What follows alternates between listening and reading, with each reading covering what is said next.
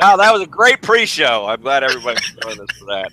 Welcome to the live edition, the full-on Cageside Live. I'm Sean. That's Geno, and this is a show that we do. I don't know. Damn it! I was rolling. I was going, and then I lost it. Fuck. You know, it'd be really cool if I could do a good, solid Snake impression. Yeah. Because then the picture would pop up, and it'd be Snake. That was terrible. I was gonna say that's not a hard impression to do, but it's hard to do something that like cheesy that earnestly. Yeah, and I'm talking about the David Hayter Snake, and not the Kiefer Sutherland Snake. And if you support the Kiefer Sutherland Snake, let me know what your username is, and I will ban you immediately. Because some things are just that serious. You can't do that. Oh, I was so mad. I'm never playing this again. If any Metal Gear game that has Kiefer Sutherland and not David Hayter, I'm done. I'm not playing it. You can't do that. Yeah, line in the sand. I support that. Exactly. You don't do a Die Hard and Bruce Willis isn't John McClane. No. That's bullshit. At some point they'll do that too. Like they're gonna. In 20 years, son of a bitch. They're gonna do that. They're gonna do a prequel. It'll be some younger looking version of Bruce Willis, and it's gonna be bullshit. Ugh. I'm hot. I'm pissed. I know, now. Jesus. Let's talk about Raw. I take Die Hard very seriously. You can't. I mean, I even watch the bad ones. Do you really? Yeah. Well, that movie. I mean, like the original one, that kind of changed my life. I mean, what was I like 15? That was like that fucking movie blew my mind. I already liked Bruce Willis from Moonlighting, but man, that movie was like, fuck, this is the coolest thing I've ever seen. Like how John Wick changed mine. Kind of, yeah. Like John Wick is that. It's the middle-aged version of it for me. But when in whatever it was, 87, 88, when that shit hit, boy, me and the boys, we were at the 2-screen neighborhood movie theater every night of the week. I have like half the John Wick soundtrack on my Good phone. Soundtrack. It's not like the soundtrack of like songs, right? Like the score.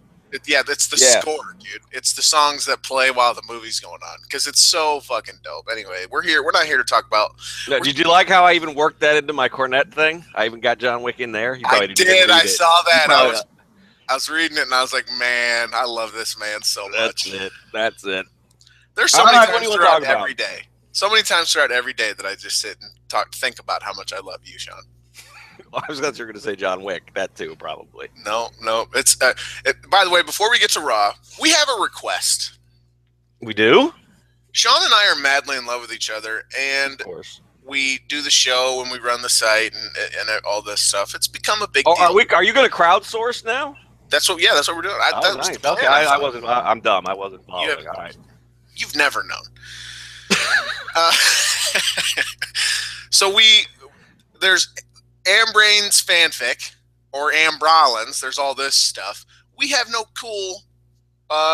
What's the word for it? We don't have a slash name, whatever. Yeah. None of you fuckers ever bothered to come up with one for us, and we tried and failed miserably. What'd you come up with, Shano? Which is just the worst thing I've ever heard in my life.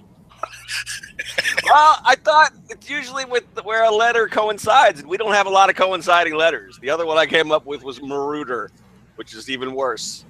Which I thought sounded fucking awesome because I just think of like a big, gigantic dude carrying like a billy club. Like, that just sounds cool to me. But yeah, so you guys we're asking you to come up with it. In between your fits of rage over whether or not I will or will not say a certain catchphrase. Yeah. Shh, he says. Shh, don't say it. Don't do it. I'm on team. Don't do it. I took the under. Don't say it. It's like Triple H going to the betting window on pay-per-view day. I will say someone did send me a DM and tried to convince me not to. Ooh, it wasn't me. I'm lying. I'm just kidding. Let's talk about wrestling. All right, let's talk about wrestling. Sorry. Doesn't count, dickheads. I'm laughing at y'all. What do you want to start with, man? I mean, there was some really, really, really good stuff. You want to talk about Dean? Do you want to? Well, here's my thing. I do want to talk about Dean because I think we need to go back and roll the tape because, and this is different from you being a hypocrite, but I think that I subconsciously influenced you on this because I think if we go back to last summer, I have been saying, we've been like, we have the Roman Reigns discussion, and it comes to like, well, who else did you push? And I would say, well, I think Dean's over. And you would go, no, he's not that over. And now you're writing your fucking book in the angle for him. Well, first of all, that's a good. What's over mean? You know, True. Got into that discussion on Twitter and whatnot, and then Biden's did the really good post about it. I don't know what over means anymore. You know, I feel like I'm just going to stop using it. Over is so a wrestler will, be booked, and he'll ask, "Am I going over?" Meaning, am I going to win? True. Or he'll ask, "Am I doing the job?" Meaning he'll lose. And someone said to me last night on Twitter, even when I talked about Owens doing a job for Ziggler, they said, "How's that jobbing?" I was like, "What the fuck are you talking about? He lost. That's what a job is." It's like, no one knows what these words mean. Right. And Over job's not even one that's confusing like Barry. I mean, Yeah. job just means you lost. Yeah. But I guess it is different from jobber. No, it's not. Jobber is the guy who loses all the time. Well, all the time, but then how do you define all the time, right? If your jobber is an enhancement guy who's only there to I mean, lose. I know. I'm just saying, I can see where people would get a little bit. I'm trying to stick up for the morons. Dude, who were those dudes who were with Ryback? Those great, what was that? Benny Kamer. Oh, and yeah. Stan Stansky and Benny Kamer. Those guys are jobbers. And Rutherford B. Hayes or whatever his name was. Their only function is to lose the match. Right. So that's a no debate about it. Job is loss. Yeah. But as far as to circle back, I don't really, people are telling me like Sasha's a lot more over than Becky Lynch, and I'm like, well, how do you determine that? And they thought I was being a smartass. I'm like, I'm asking you a real question. I don't know. What are you going off? Are you just going off of who cheers? Because one of them's a heel. Are you going off of who they're louder for? Because I think that's dubious at best. Or are you going over ticket sales? Because I don't know how much you can correlate with ticket sales to a show that they're on versus ticket sales for them in particular. Right. Are you going off of merchandise? Like, what metric are you using to determine this thing? And almost everyone was like, well, crowd. I mean, cheer the pop, the rumble for Sasha. Becky doesn't get that. That's like you people don't have a fucking clue what you're talking about, do you? I mean, for me, if I say over, I'm usually talking about not in terms of like who goes over in a match, but if I say that somebody is over, I'm usually basing on that. I mean, I'm with the morons. I'm usually basing that off of noise. Now, whether or not somebody's a draw is a whole different discussion, and I don't know how you prove that. But that to me is the ticket sales when they're headlining, and pay-per-view buys when they're headlining, and merch and that kind of stuff. Make them care, essentially. Yeah. Enough to open their wallets, right? As for Dean, I think he's over. He's probably I want to stop using it immediately. I think he's so you probably will buy a Kiefer Sutherland Metal Gear game then, because you don't really stick to I'd rather die than buy a Kiefer Sutherland game. So I think it works as far as the crowd cares about him. Let's say that. Especially when they're put into a position to where they are allowed to care about him, I guess you could say, right? Not like he's storming WWE headquarters trying to get his picture up on a wall, that kind of dumb shit. That's it's wacky and it totally misunderstands the character. I think it's kind of funny to me that they don't seem to be aware of what they're doing, as far as. If the idea, in fact, is to get Roman Reigns cheers, to crown his ass at WrestleMania, isn't last night like pretty much the worst way they could go about getting to that? Well, they keep shooting themselves in the foot. I don't know how you can look at a mainstream crowd like Birmingham, Alabama, booing him when he gets the hot tag and not be concerned about your crowning him plan. I mean, it wasn't like a chorus of boos, but it was not what you would expect in that match. Well, part of the problem is that we've seen this match 17 million times. It's just, since everybody in League of Nations is hurt, New Day got to do it. They also have an issue with the start points and end points of the stories that they're trying to tell. They already reached the end point of the Authority Roman Reigns story. He won the title. He beat everyone's ass and won the title. Everything after this is just sequel, He beat up Triple H so bad, and then Triple H came back and won the title, and now it's like, okay, there's another roadblock that they set up to push him back, but then again, like we said, they gave him another title shot for no reason at all, Right. or a chance at another title shot. So they basically just reinserted him right back where he was, and now he's chasing again. So it's like we have to go back to what it was just before TLC. None of that makes any fucking sense. He already did the thing that we needed to see him do. That's not been the case with Dean Ambrose, and we all see this, and we all, he's again. Dave Walsh is. Go ahead. No, go ahead. I was just gonna say. I mean, Dean's story is a lot like Brian's story from 2 years ago. I don't think they intended to tell this story, but they might have to now. I don't think they're, and it's not the same because you're talking about over. I mean, people are hijacking entire shows just to. Oh, yeah. Well, I mean, I don't know. Fuck. I mean, I really think trying to go full steam ahead with the Reigns coronation is gonna fucking backfire. I didn't want to pay attention to the assholes starting we're gonna boo him at the Rumble thing, but that's still out there, and that's still enough of the people that it's gonna come across looking shitty. And they don't help themselves when they can't tell the same story 2 weeks in a row, and he's still out here smiling and joking around about the fact that he got his ass kicked by 17 men and screwed out of his title, which is not what we were excited about after Survivor Series and TLC. That's not the character that we want. Is smiling Roman. Well, and I don't think Vince McMahon thinks he got where he is today by letting other people tell him he's wrong. But he does change course sometimes. He does.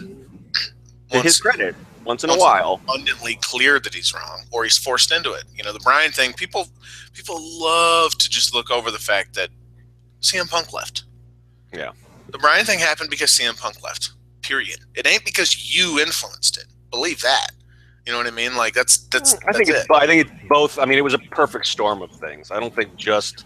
And if one of those things, that's right. Fair. If one of those things wasn't something that happened, nothing. It doesn't go down the way. I mean, because Punk wasn't going to face Batista at Mania. I mean, that's.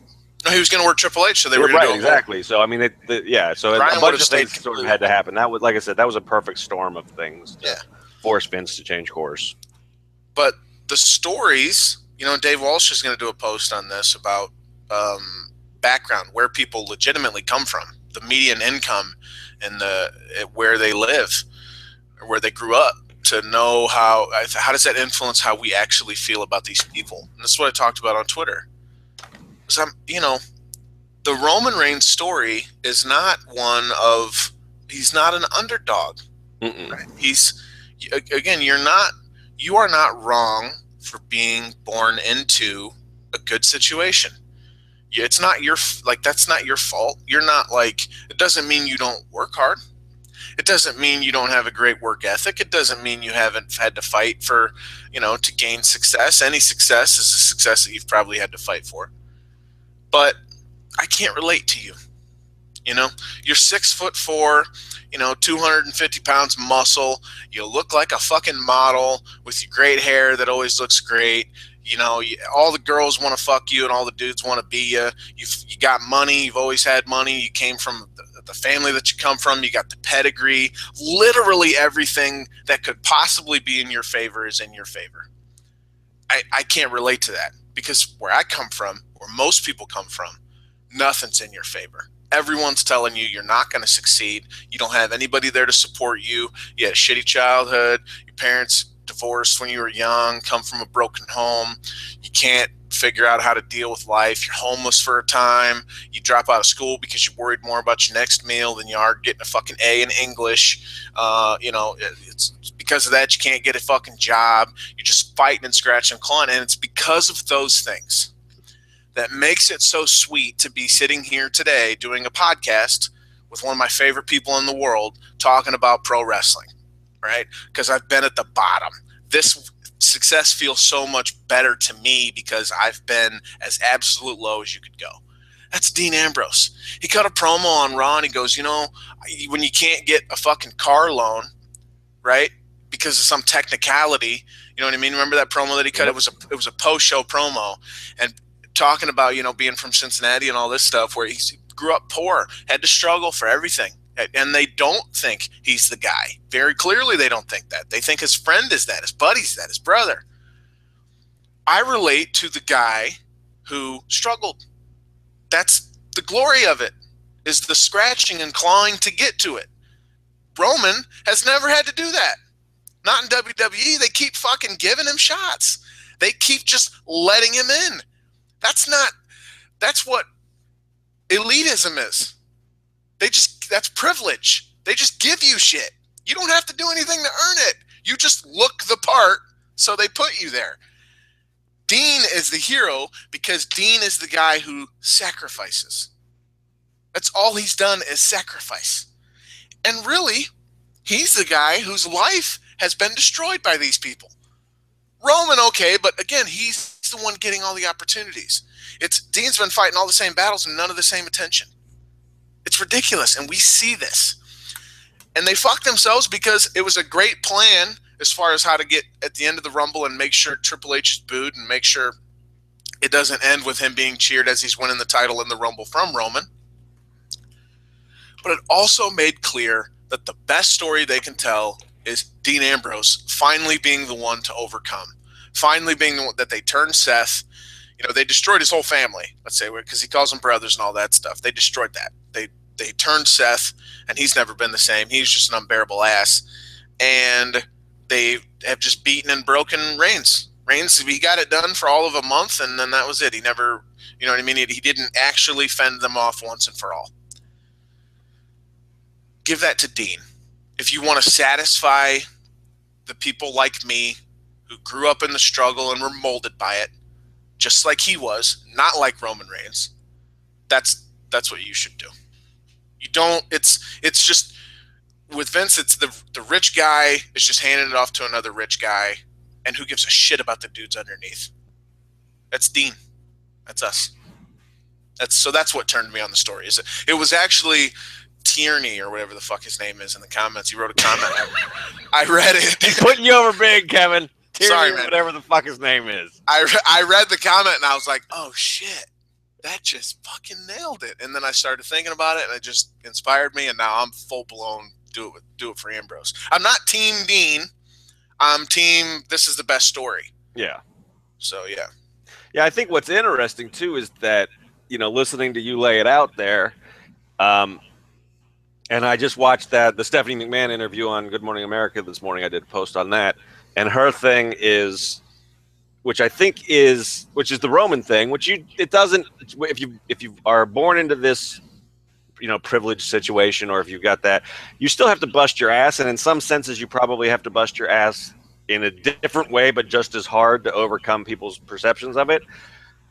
But that's not a compelling story to most of the audience, like you said. But I think that's Vince McMahon, because that's Vince's story, right? He's the promoter's kid who has to get out of his dad's shadow and do all this stuff. So these are the stories that he keeps telling us. He doesn't love the underdog story. He loves the badass who stays the badass. Yeah. I mean, that's his guy has always been. I mean, he's always the story he's forced into telling is the underdog story. He likes Hulk Hogan, John Cena, Roman Reigns, the golden god who beats all comers. I mean, he likes this mythology story, not the underdog story. And that's, I don't know. It's a much harder story to tell. Maybe that's why he likes it too. You know and what? He has pulled it off a few times. Yeah, to what you just said about hard work, and I wanted to say that too. And I hope, again, I want to get it across that you're not wrong for that. And I'm not saying you don't work hard. I think the point is you're put in position.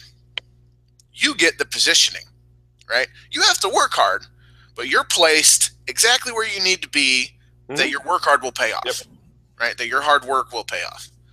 Not Dean, not me, maybe not you.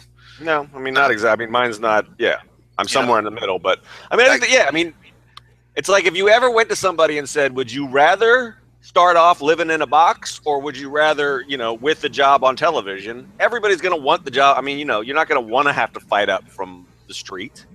I lived in the projects, and then we upgraded to living in a trailer. That was an upgrade. You know what I mean? Like, and we had a big family, like 7 people, a little fucking trailer. Like, we lived hard, and then, you know, we're poor, man. We don't have any fucking money. Like, McDonald's is like Red Lobster. Like high, and I don't even know, is Red Lobster like a high-end type chain? I don't even know that kind of shit. Not the people like Roman and Vince, no. See? Yeah, exactly. They know the high-end shit. I don't even know of the high-end shit. So it's like, And that's why, I don't know, that's why it makes me just naturally pull for Dean, because Roman's just given these opportunities, and Dean, and it's funny because he was also just sort of given it because whatever, but it was more like he was there because just to fuck with Roman. So he got there by luck. So that's what this is too. It's like, Stephanie McMahon's had to work hard. Her dad's Vince McMahon. She is where she is because of who her father is. Yep. That doesn't mean she doesn't work hard. That doesn't mean she doesn't deserve where she's gotten, or she doesn't deserve to be in the position she's in. But it's just, you are elite. You were born into this.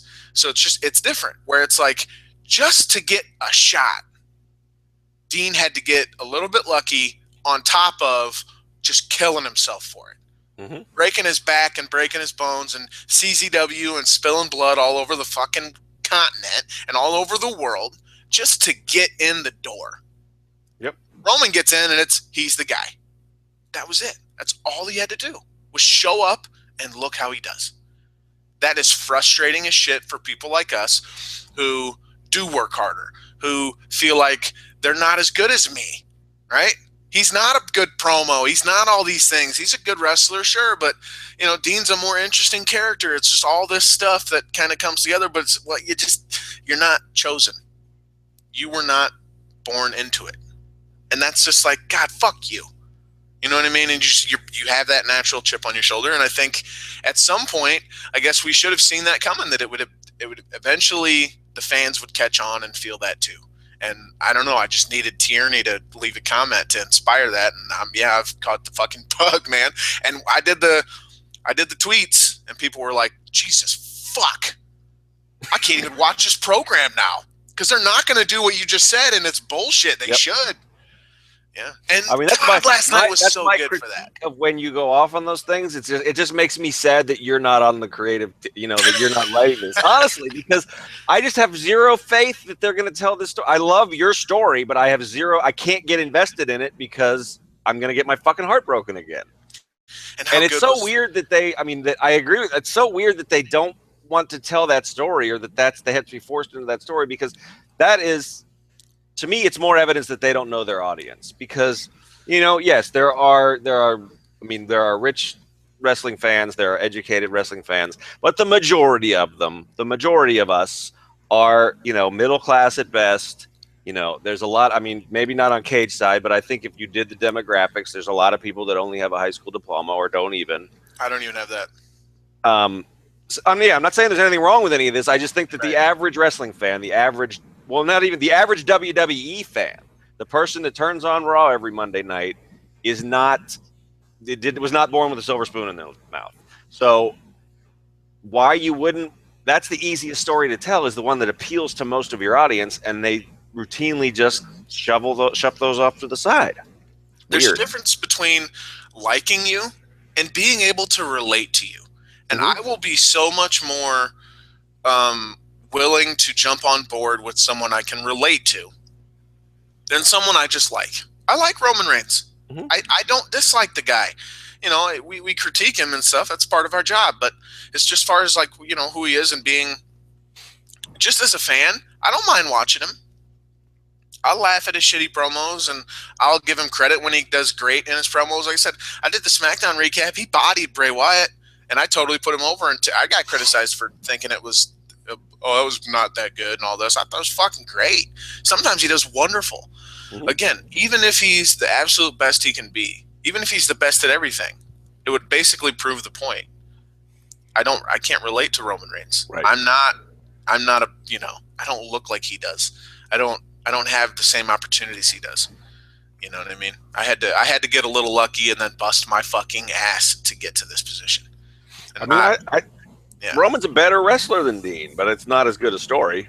Yeah, I think I like his matches more, but the story's not as good. I'm on pretty much on record. I don't really like Dean's matches at all. He can pull out a good one every once in a while, but his basic match is not very entertaining. He's all story.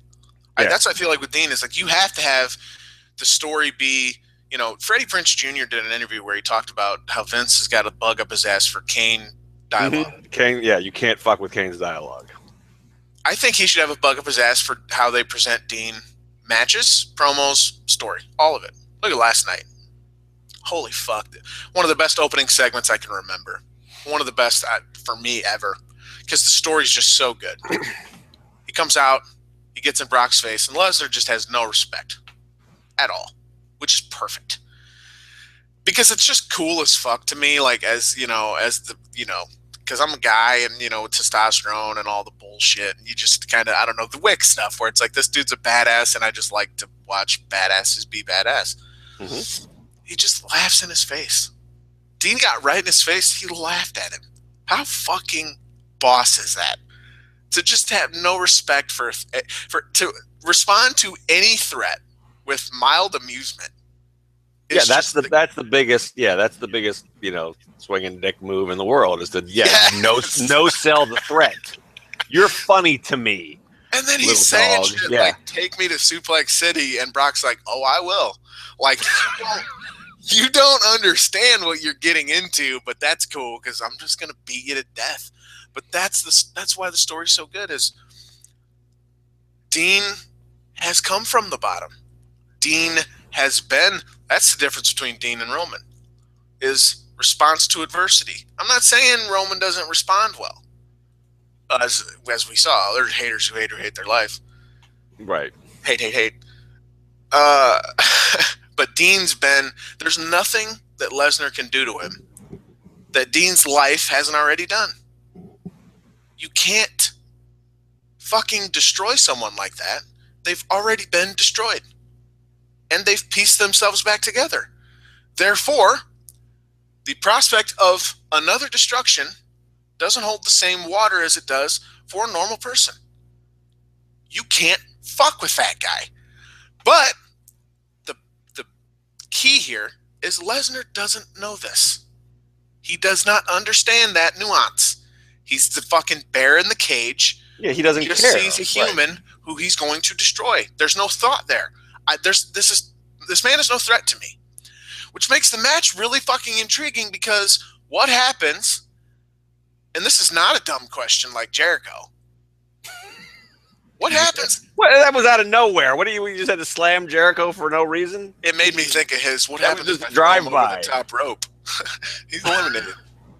But no, what happens? 14 suplexes in, and Dean gets back up. What happens? He's bloodied. This would be a good time to get color. He's bloodied. He's beaten. Maybe you do the broken arm spot. Keeps getting back up. What happens then? How does a predator respond to that? Who gets tired? He has muscles. Right? But that's the problem. Part of the problem with that is that they already did that at Mania last year. They gave that story to Roman. He never gives up. Right? I mean, that's what their match was. Brock beat the shit out of him for 15 minutes, and then he came back, and people got on his side. I'm not saying you can't do it again, but it would have been cool if they had gotten it with the right guy the first time. You're right. Fuck this company. I mean, they've tried. They spent a fucking year when the Shield broke up. They picked the wrong horse. And remember the promo right after? God, Dean was like shaking. Like, yeah. Scratching at his skin because it's like there's bugs crawling underneath it. Yep. And Roman was just like, you don't ever turn your back on your brothers. Yeah. It's like, dude, good one. Good line. Thanks, Roman. Yep. Appreciate your contributions. And then he went off and had a feud with like Randy Orton. Yep. Fuck. And while Dean was like, getting his skull crushed and getting written off TV, which, you know, it's just to do a movie, but that's not in kayfabe, fuckers. But it's not in kayfabe. But during the promo where Stephanie McMahon is saying Dean isn't an A+ player, the fucking movie poster with Dean's face on it is over her shoulder. These people are idiots. That's a little tiny detail that you should pick up on. Well, but she's a heel. He is an A+ player, but the idea is to make it like he's not. But look. Use a different poster. Put the fucking one with Miz and Marine 4 up there for that one scene. He's not an A+ player. Please. That's I'm sure that if Vince or Stephanie noticed it before they went on camera, they probably would have said that. But that's like one hand not knowing what the other one's doing back there. Dude, they probably put it up there and had. They the probably thought. wrote that scene beforehand. I think that's the other reason why I can't let myself get excited about yours or anybody else's excellent fantasy booking is because I'm sure that even if that's the idea WWE has right now, it's going to change 6 times before it ends up on my television screen. So these people. Anyway, what do you think is the idea? Is Roman going to turn? Is the idea that like they said Brock targeted Dean this week? Mm-hmm. Is the idea next week he targets Roman and then the week after they all brawl and then they go into the match? My thinking is that what I think they're thinking is that they think that the Roman Brock story is already established from Mania, so they're going to spend time. I don't know. I mean, if it was Brock on next week? I don't know. I would assume. But yeah, I guess I'm silly for assuming he'd be there. He's not. He's working more, but he's not a full timer. He didn't have a match last night. He did one move. So that I thought he was going to have more matches too. I don't know. I mean, maybe he will, but I don't know. I mean, I think this was them writing a justification for Dean to be in the match. Now, I have no confidence that they're going to ever follow up on last night, honestly. You know what else was great? What he said 3 words that I just want to fucking drill it into everyone's head. I'm not crazy. Yep. We've been pushing that for how long now? Years. Not crazy. He's not crazy. He's a babyface at this point because all these fuckers keep calling him crazy, and he's not. He's not Brock crazy. is booked next week, so that's good. There you go. We'll see. I don't know. I'm right. You're right too. There's no confidence that they'll. No, and maybe they will. I mean, because they do. I mean, they pull stuff like It's just I'm sitting there last night thinking because there were 2, and we agree 100% on this. There were 2 home runs last night. There was the opening segment, and there was fucking Miz making AJ Styles look like a star. $1 billion.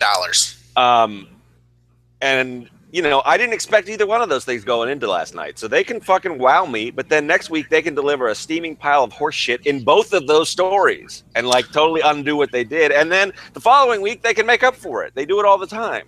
So I enjoy it. I take it for what it is. I'm happy I got last night on my screen, those segments. I don't, and I hope that they surprise me and they deliver strong stories from here all the way to April. This is the time of year where they're more likely to do that. So hopefully they'll surprise us and they'll follow through on some of these things and really deliver. Why didn't they tease dissension in the main event last night? Between Roman and Dean. Maybe I guess they'll. Roman not interfering, I guess, is their teasing dissension, and they've got a whole other story. Upset about that?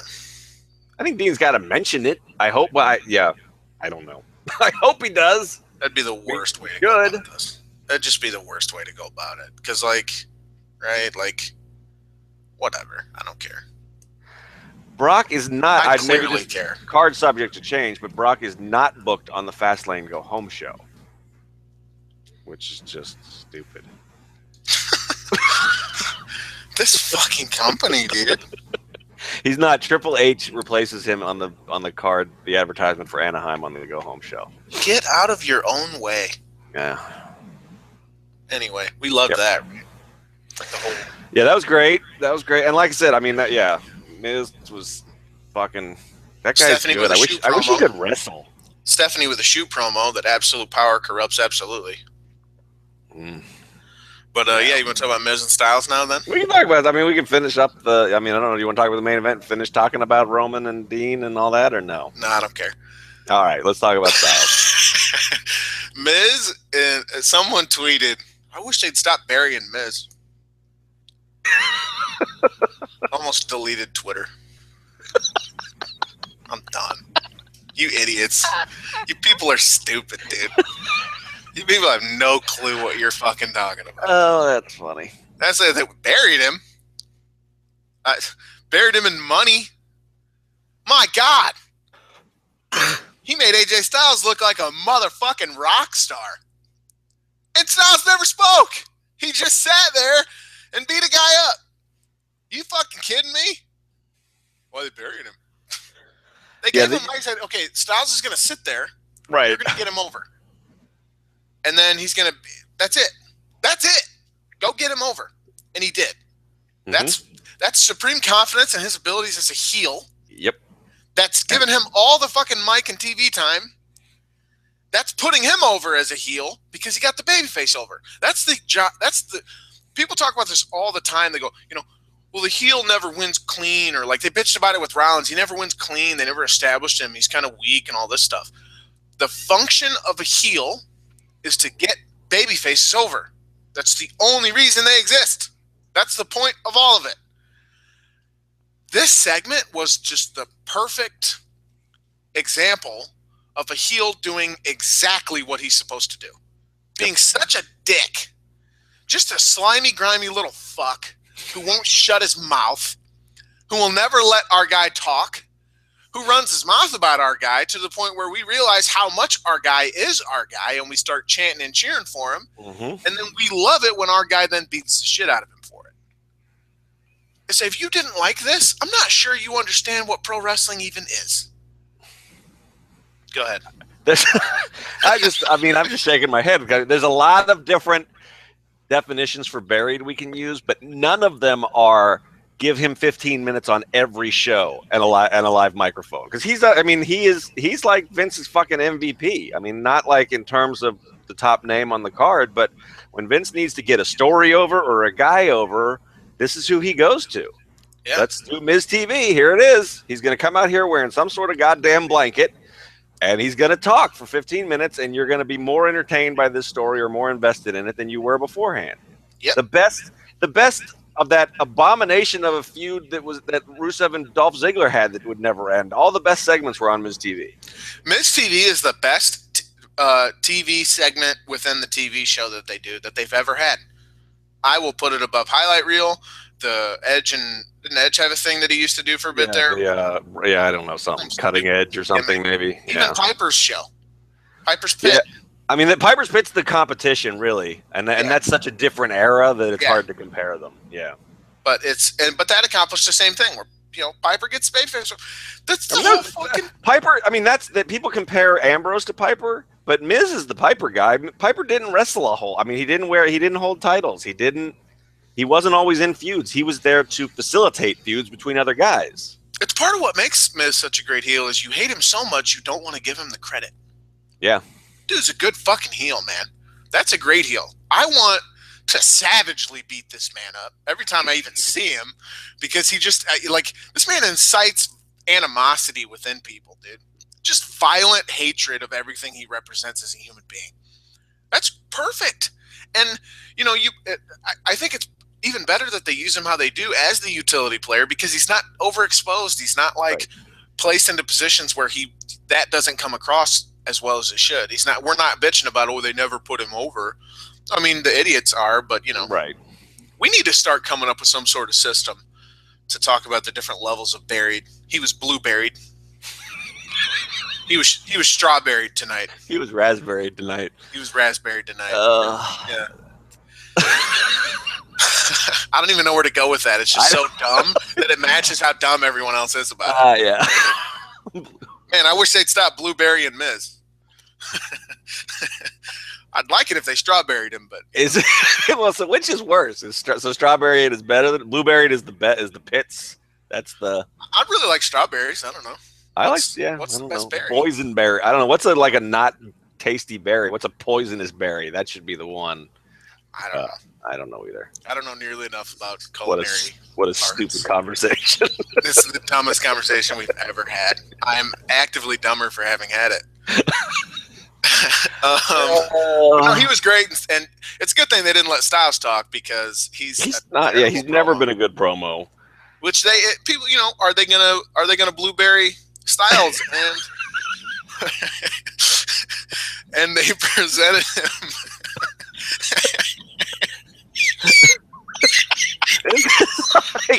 What is it? What was the fucking after 9/11? I guess we still have it, like the terror alert system. That's what this is. There's a color that goes with the burial, so that we should get a little sidebar on the main page of the site. Alert! Dean Ambrose was raspberried last night. Everybody. Placed into a feud with Kane, strawberry. Beaten up by Big Show, poison buried. Oh fuck! Made a feud with Zack Ryder, you're actually buried. That's just that's right, 6 feet under. That's all that is. No, he tweeted something the other day. Somebody like asked him about. I guess he had said that he had got special ring gear made for the Rumble, and somebody tweeted him asking about it. And he said he just said something. Well, I guess I have to find somewhere else to use it. It was like the saddest tweet I've ever read in my life. I guess I'll find somewhere else. Poor Zachy Poo. I don't feel too bad for him because, dude, evolve your character. Well, I don't feel too bad for him because he is sharing a bed with Emma, so I don't feel bad for him at all. So, is that kind of weird to you that people are like? Because I noticed someone, or they kind of put their pictures up, and someone was like, "Man, Zack Ryder's a lucky guy." You don't know how Emma is. She might be beating the shit out of that poor man. That's true. You don't know. What? Just because she's hot? That's kind of weird to me. It is. You're right. What, Emma? He's got a good-looking girlfriend. Like there's so many good-looking people in the world. That's not lucky. Most people have someone who's good-looking with them. I don't understand why that. We don't know who Emma is. She could be a horror awful person. That's like we were talking the other week about just talking about the weather. That's the kind of thing you just say. Nobody thinks about it. You just say that. And basically, that means I would like to have sex with Emma. That's what that means. That's translated. That's what you're saying. We've gone to a bad place here. And well, I don't mean that in a sexist way at all. But if I'm being 100% honest with you, would I like to have sex with Emma? Yes, I would. There you go. That's all that means. Please stop talking. I don't mean it disrespectfully. I would try to make sure that it was a pleasurable experience for both of us. I don't mean this disrespectfully. Well, I want you to get naked. I am not saying I would talk to her. Also, in saying that he's lucky, that means he didn't just like you're making it so much worse. He didn't just pay to have sex with her; he gets to hang out with her. I would like to do that too. I would like to have conversations. I'd like to go in the kitchen and learn how to make like peanut butter and jelly French toast. Those are all things that I would like to do with Emma. She's a cook. That's not a sexist statement. Huh? Did that show still exist, or did it? Yeah, it does. She had Xavier on it on the last episode, but I want to make that clear to people who are worried about how sexist you're being right now. I'm not being sexist to say that someone is attractive. That's not saying. I mean, you're allowed to do that. If I kissed her without her asking, that would be a problem. But I'm just saying you're an attractive lady who seems kind of cool on your cooking YouTube show. Maybe we could hang out sometime if my wife goes away and Zack Ryder dies. Wait, why does Ryder have to die and your wife only has to go away? That's a good point. I don't. Are you going to murder Zack Ryder? That's probably the most troubling thing I said. Nothing before that I don't think was that bad, but then I wish death on Zack Ryder. Poor Zack with his sad Rumble thing. I know. I started that off by being sympathetic for Zack Ryder, and I ended up wishing him dead. That was horrible of me. I'm sorry, Zack. Sorry. You were sympathetic to him, then talked about how you want to fuck his old lady, and then how you want him to die. What is the matter with you? Sorry, IC. Sorry. We're definitely Zack Daddy. Stay hyped, buddy. Stay hyped. That's what he said. He said, "Call me Zack Daddy," and I tweeted no. And he tweeted back at me. He tweeted back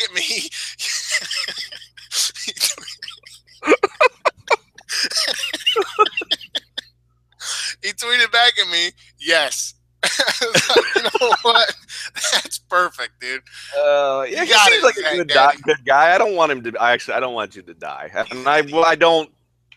I just like thinking about having sex with Emma. I don't actually want to have sex with Emma. He's an idiot. I am an idiot. You are the worst. You're the I worst. Just blue-berried myself. Lawler's gonna listen to the show and be like, "What a fucking hypocrite." Exactly. What's he talking about? I'm horrible. You're over here going, "Well, I'll talk to her first." Yeah. I want you to get naked, but we can have a convo at least 2-minute convo. I would like to have an hour-long convo. I don't know. Can we talk about something else? Please do. I don't know how to unstrawberry myself here, so let's just change the subject. You're not in a match with Kane. You're blueberried. Oh, I'm blueberried. Okay. AJ Styles. It's good to not have him talk because he's okay. He can but I mean, we don't want to have a conversation with him. You don't know. I just want to sleep with him. I don't want to, but he doesn't like. Tell him that. He doesn't. No. Don't tell him that. Have you seen that interview or the gay community? Yeah, the gay community. I couldn't think of the phrase. Yeah. Man, someone asked this man a question. For those who don't know, someone called in. He was doing an interview on, I think it was with Meltzer. And someone goes to call-in show, and they call in, and they're like, "Hey, I just wanted to know what you thought about you have such a big fandom in the gay community." And AJ responds to this by, I'm dead serious, going, "The gay community?" Like he was just shocked, taken aback. How dare you bring up the gay community to me? Well, he's an evangelical Christian, so he has not that there's anything wrong with that either. But #problematic.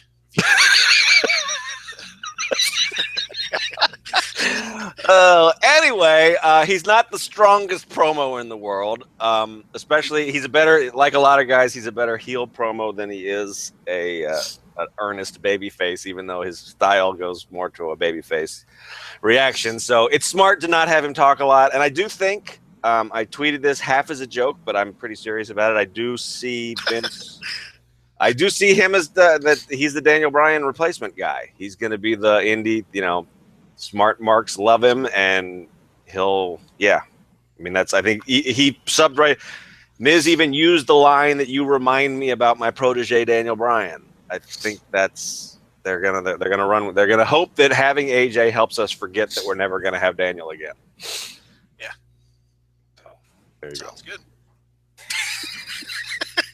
What else happened? You want to talk about Brie Bella and her latest battle with the English language?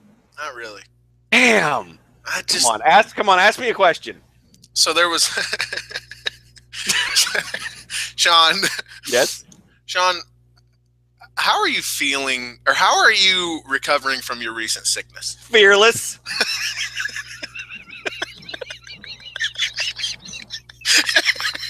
That was the worst setup bit in the history of comedy. I don't know. Yeah, it was awful.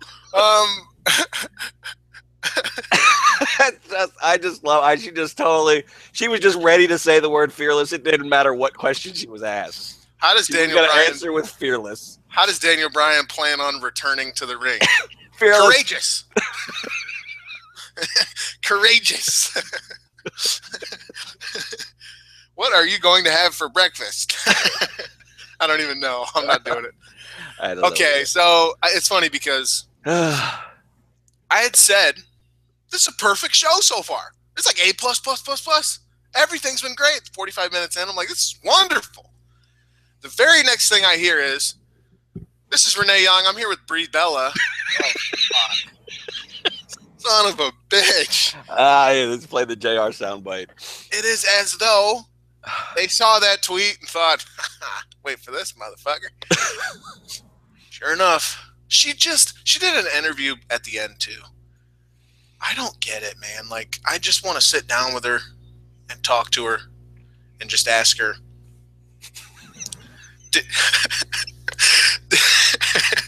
I'm not doing this. I'm just done. I can't deal with it. It was terrible. She's awful. She doesn't know how to speak. It's amazing. She's like 32 years old, and she's never learned how to properly say words.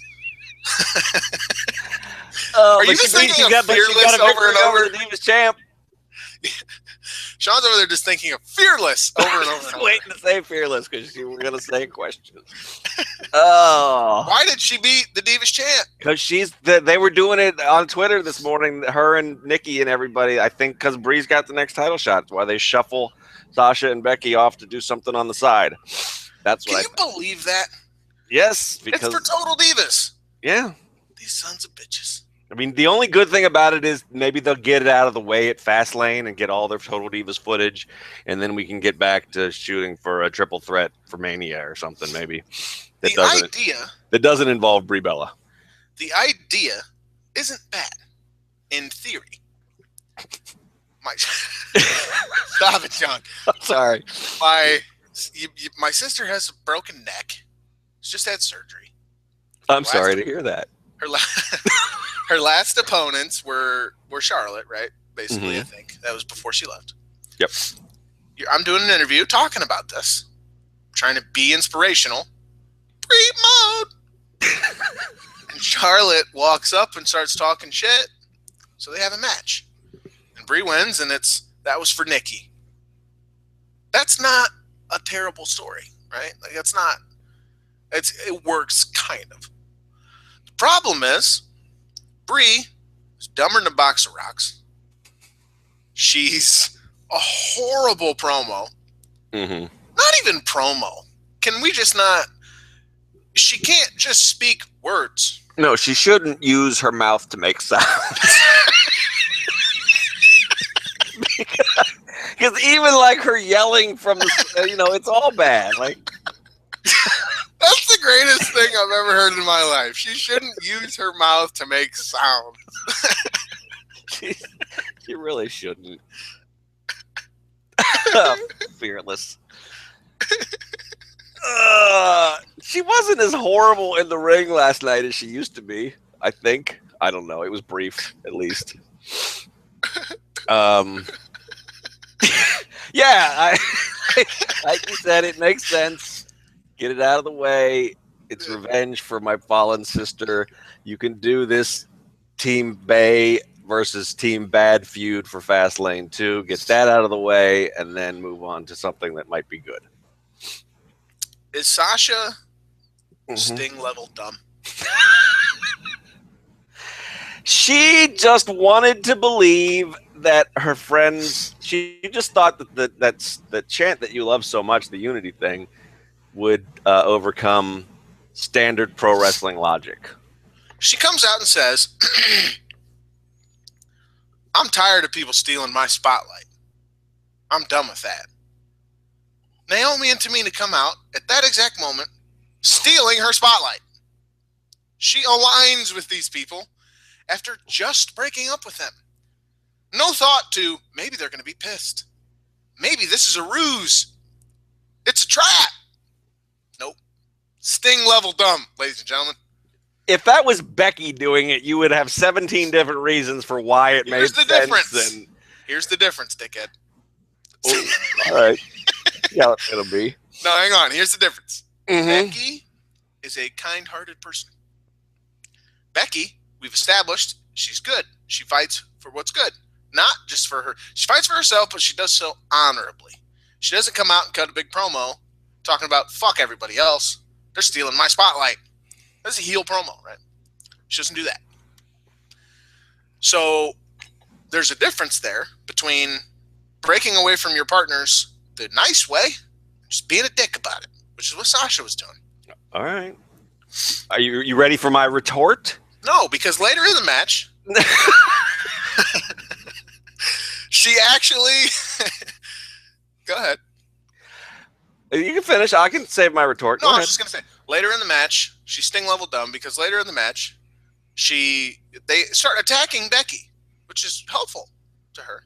No, she doesn't want that now. I'm doing it on my own. Don't steal my spotlight. They already stole your spotlight, Sasha.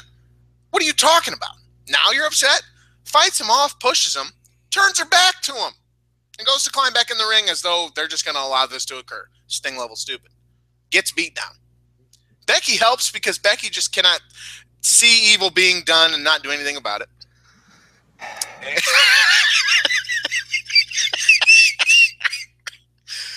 And that's what that is. I don't think it's a reunion of Team Bay. Damn it. I don't think they're going to, whatever. I just think that that's the idea that what was going on there.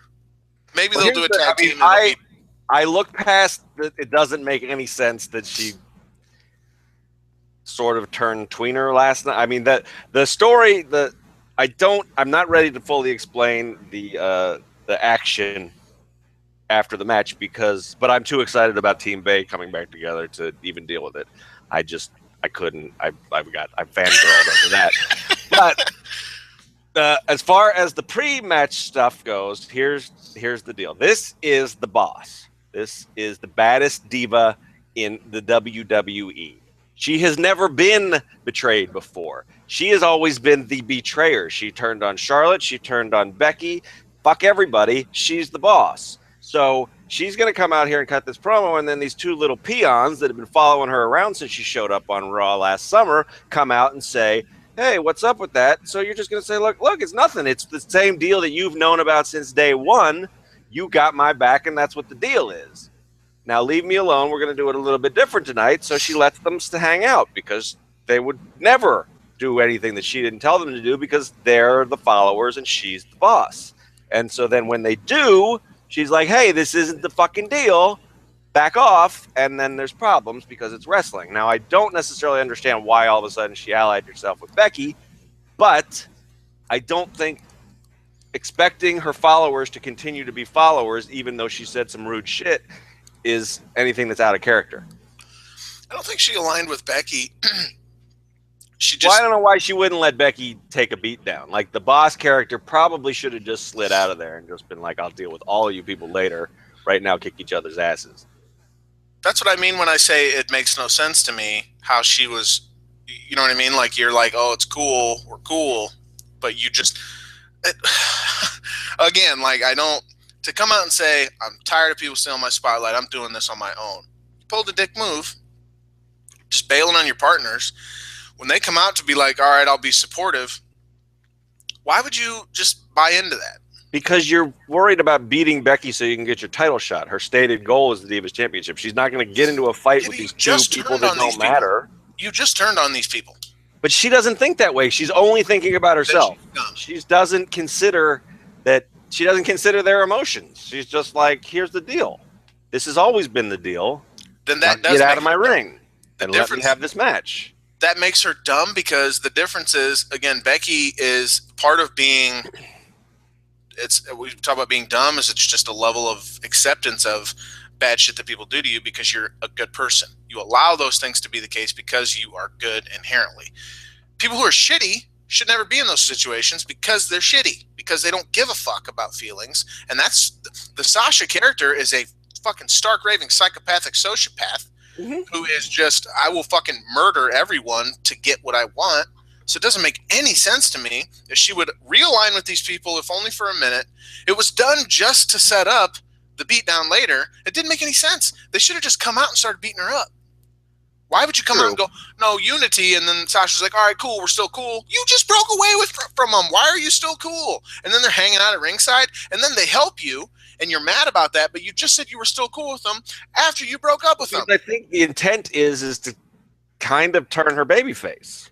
And that I don't think they're done. I don't think Team Bay is coming back for the long term, but I do think this is the time killer feud where Becky and her are gonna feud with Naomi and Tamina for a little while so that Brie can get her title shot against Charlotte. Do you think they're gonna dare to do 2 Diva matches at Fastlane? No. I'm not saying that they will. Maybe they will if they need to. They've got it to fall back on. It may just get blown off on SmackDown, but it's a reason to say, here's why Sasha and Becky are taking a back seat right now. Here's an idea. They do Naomi and Tamina versus Becky and Sasha at Fastlane. They tease the Team Bay reunion. They make references to it on television about NXT. Show how adorable they were. Mm-hmm. Charlotte does the Brie match. Mm-hmm. Charlotte wins easily. Disposes of Brie mode. And then Becky and Sasha win. And they're maintaining the whole time they want the title. And then after they win, they're celebrating. And then Sasha just viciously beats the shit out of Becky. Mm-hmm. So she maintains that she's a heel. Babyface Sasha is a horrible idea. She's just not as good as a babyface. She's a fantastic heel when allowed to be that. So now you go, Charlotte's still champ. Becky and Sasha have a win, okay, over Naomi and Tamina, and they have a beef with each other. Triple threat of Mania. Mm-hmm. That way, you can keep Sasha heel and put the title on her, if you so choose, as a heel, and Becky's there to take another loss, if that's need be the case.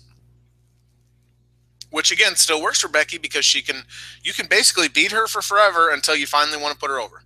Because that's the character. Yeah. So, I mean, that sounds like a fucking fine plan to me. I'm with you. My only concern with that is that at some point they're gonna fucking shove this Natty Page bullshit Total Divas team into something, and then that'll fuck everything up. But I hate this company. This is why I hate Total Divas. It may be the greatest show on earth. I haven't watched it. I don't know.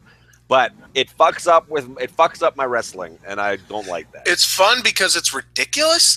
And you can do that with certain stuff on the main roster, with the Raw stuff. That's what I'm doing with the Big Show Wyatt family stuff, and it's hilarious when you just look at it through that lens. I just really don't want to see that match either, but that's all right. And I don't blame people for that, but yeah, it's just not. You can't. It's hard to get compelling, good stories out of shit that's just ridiculous in nature. It's I don't know. The whole Nikki's mad at John Cena because he's not mad that Dolph tried to kiss her. What a stupid show. Just the dumbest fucking thing on earth. Yeah. That was where I thought it would come in, right there. I'm mad I said that. I know, but it was natural. I mean, it had to. I mean, if it was going to come out, it had to be there. It's just so dumb. That's just the dumbest. I'm so mad at you for being a loving and supportive and not possessive piece of shit human being. Oh man, I'm pissed. What's the matter with you? I want him to fight for, not really fight for me. He doesn't have to break Dolph's jaw, but I want him to think he cares. And Cena's damn, you still got it. That shows. If you want to do your thing, do your thing. But I'm here. I love you. It's what a great guy. How great is this dude? Holy shit! Plus, he brought her a balloon at the hospital. Exactly. Giving her forehead kisses. Where the hell was Nick? That's what she calls him on the show. Nick. She actually alternates. Nick's a dick. Nick. He is, and I don't understand his jokes. He's not funny. So. Yeah. What else? Do you want to talk about anything else on the show? It's bad. It wasn't good.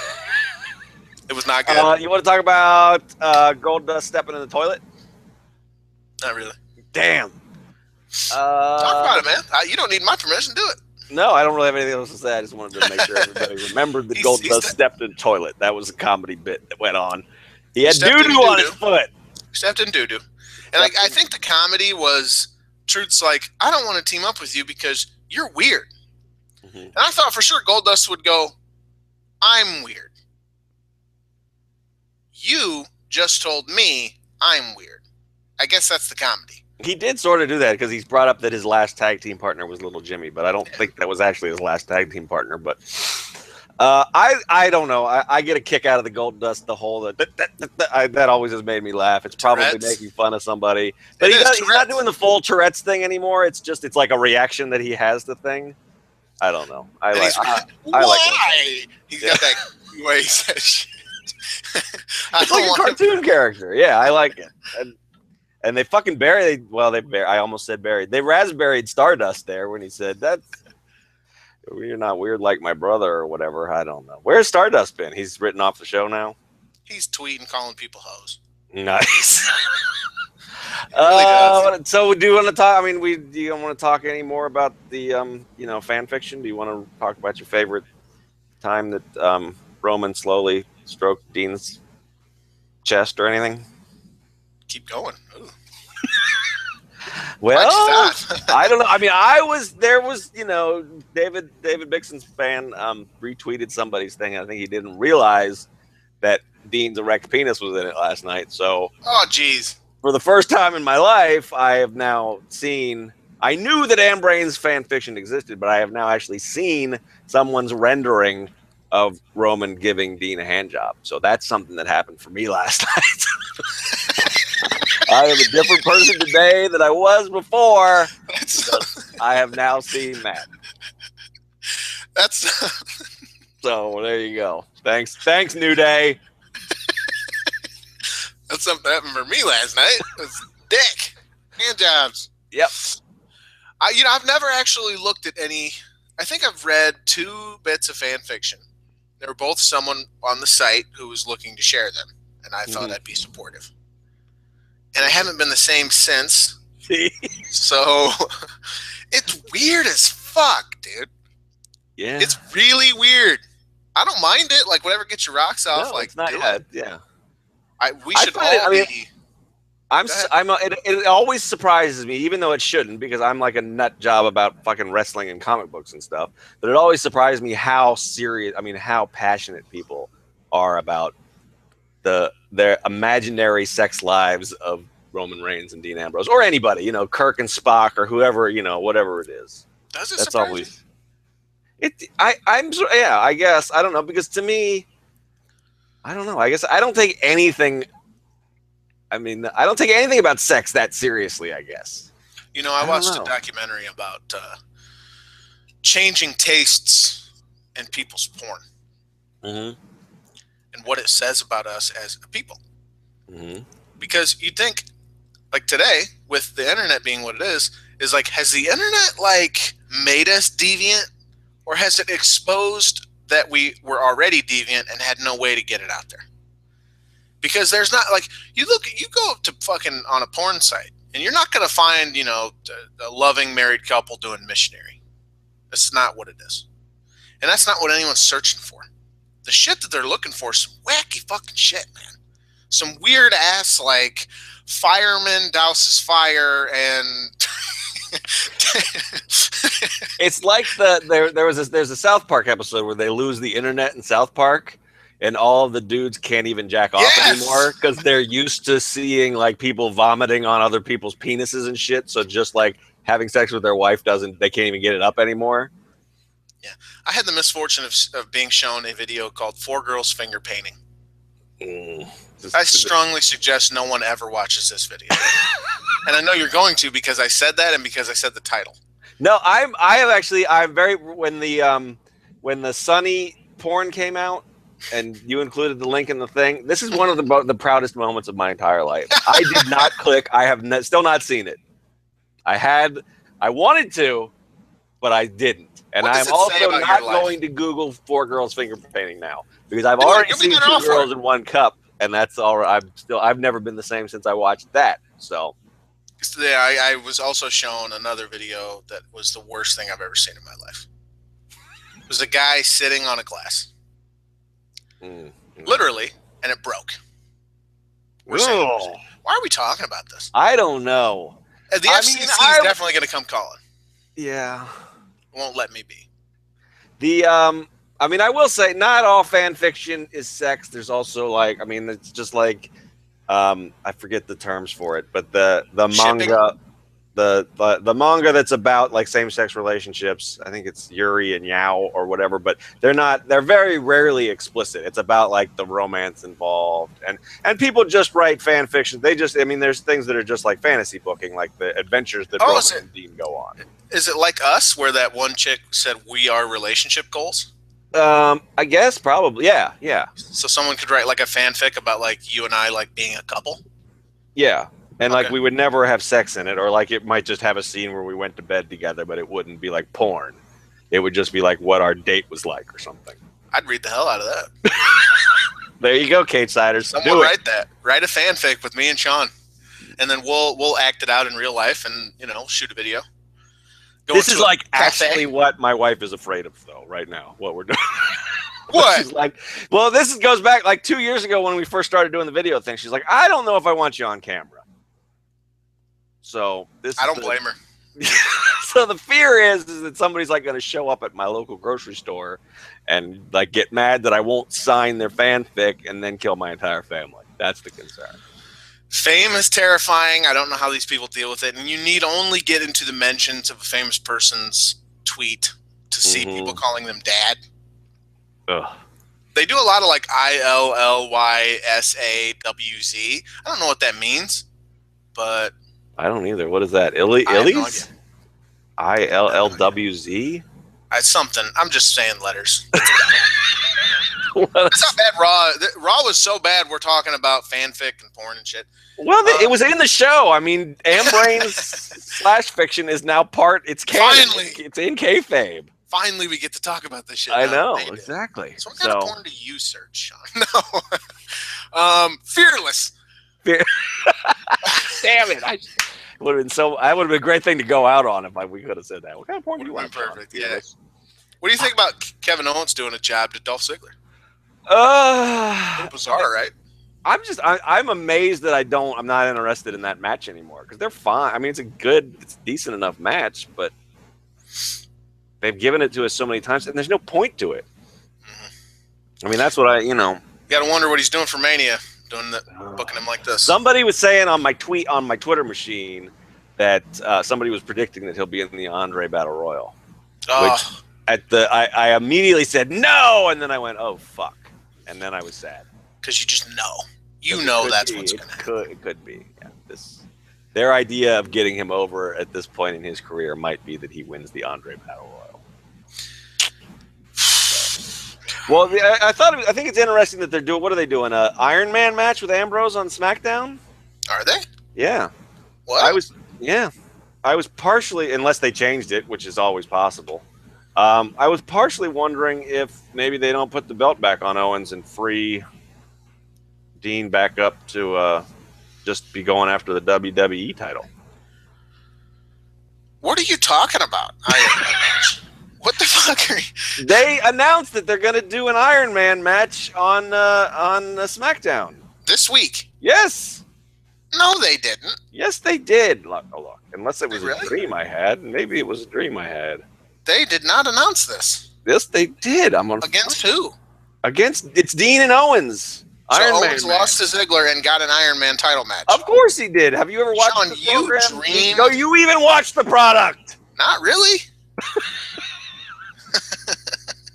I try my best to stay. AJ Styles is going one-on-one with The Miz. Roman Reigns is going one-on-one with Rusev. And I swear to God, somebody help me out. Somebody tweet this at me. I thought this happened. Now I'm looking for it, and all I'm finding is Titus O'Neil at Tampa Bay Lightning games. I don't even know. Exactly. All right, maybe not. Fuck. Do you watch this show? Apparently I have such an active fantasy life about the show that I have convinced myself they've made matches that they haven't. Amazing.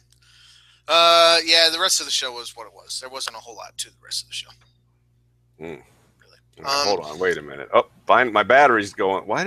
I'm having issues. All right, maybe not. I thought they did. Fuck it. God damn it. What else? Anything else?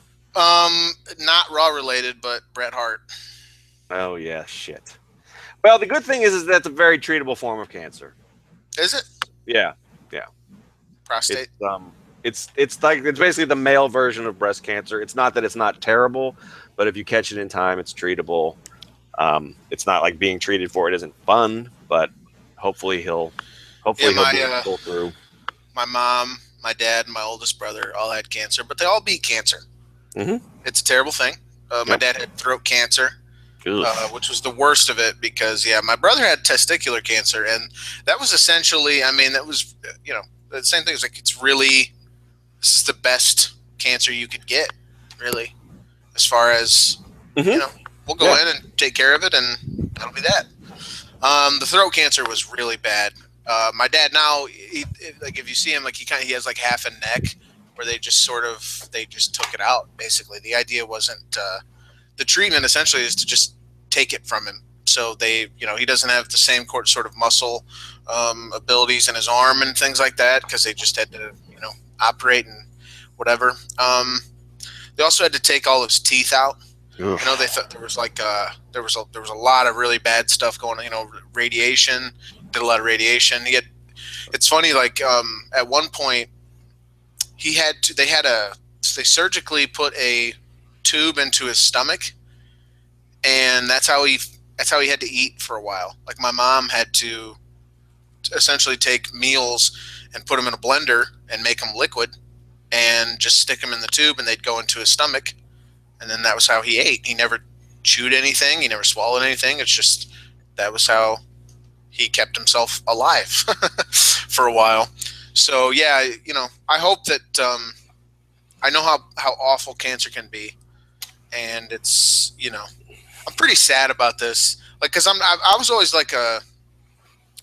Austin and Sean, NWO, guys like that growing up. But I always also really liked Bret. I think he was cool. I thought he had the cool look, like the pink and black looks really cool. And the giving the glasses to a kid gimmick was always, how do you not be a mark for that? So, I like Bret. I'm sad about this. Yeah. I turned my camera off, everybody, because I had to go find my power cord, and I don't want you getting a tour of my entire house. So, I know it's a bummer, but like I said, I do think I mean, it's just this poor fucking guy. I mean, the stroke and now this, it's like one thing after another. Plus, his family members all dying. The Hitman has had a hell of a life, but He really has, and had recent surgeries too, and to get his wrist taken care of, and life is difficult, man. And like he said, it's the toll that it's taken on him just to be a wrestler has been, and we don't think about that. And I feel like, someone sent us a petition to sign, to bring back Daniel Bryan, and I thought of Hitman, and immediately thought, you guys got to stop. Yeah, you guys really got to stop. I will cheer if Daniel Bryan comes back and everything's cleared and he's fine, but you do have to think. I mean, with all these guys, I mean, that even to go back to the beginning of the conversation, I think Ambrose had a line about how he's the Iron Man, and maybe that's why I'm fantasy booking this match that isn't happening. But I think that's part of why he might be in line for a push now, is just because he has proven to be durable over this time. He's the only guy who hasn't gotten hurt out of the Shield. So, and I don't know if that's a good thing, though. I mean, we have to look, and we won't know for 20 years, but, if he can't walk in 20 years or if he can't recognize his fucking loved ones, I mean, you have to think about that kind of stuff. And I struggle with that with football, too. Those are two of my favorite things are wrestling and football, and there's pretty good evidence that it kills the guys that participate in both of them. So, in horrific ways. Yeah, it's a weird deal. In the worst ways possible. And it's kind of, I don't know, it's in a way it's even more tragic that, that he's gone through all this and he's had to go through that, and now also he has prostate cancer. And I will say, I mean, I think, and one of the reasons why we all love him, even though the 4 out of 10 thing is a joke, and he can be just as crotchety as a Cornette or anybody else about certain things, is that his approach to this was to come out and say, "Look, this is what I'm going through, and not only is my plan to beat it, but I want to try to help people become more aware about it and all these other." Because, like I said, I mean, if you look at the numbers, it is I think it's the most common form of cancer for men, but it is beatable, but it's all about treatment. So in a lot of ways, it's very similar to breast cancer, which WWE fucking loves to talk about. Not that they shouldn't, but that's a whole, I mean, some people get irritated about which charity they've chosen to work with there and everything. So, I mean, hopefully, I like that his approach to it is that he's trying to have a positive outlook on it. And that makes a huge difference for people in terms of beating these things. State of mind does fucking matter in doing these things. So it really does, just going into it with a really good attitude. And that's with anything in your life, is if you choose how you go about things, and you can't I don't think you choose how you naturally react to stuff. I think you can't environmental. You can't pick your first reaction, but you can pick your ongoing mindset about things. You do have power over that. So exactly, you can work through it. You can just take a minute to re-up, essentially. And again, I really hope he gets through, because it would be the worst thing to, I think about that sometimes. I have those sort of morbid thoughts where it's like, one day we're going to wake up and it's, Hulk Hogan died. Yep. Ric Flair died. Or even, last year was tough. So, I mean, Warrior and Piper and all these people Dusty. who I grew up on. And it's just really strange, man.